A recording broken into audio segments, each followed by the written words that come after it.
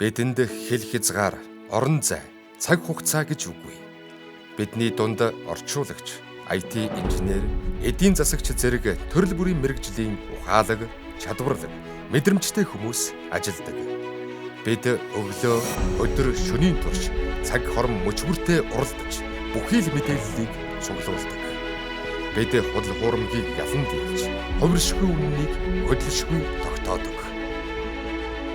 Алсаас чиглүүлэх аюул занал хийлийн тайлагдах нууц, таамаглах үр дагавар нь тааварлашгүй боловч бид цаасан мэдээллийн зуунаас цахим технологийн эрен үед учирч болзошгүй эрсдэл бүрийг урьдчилан сануулж, урьдчилан сэргийлэх цогц шийдлийг санал болгож чаддаг.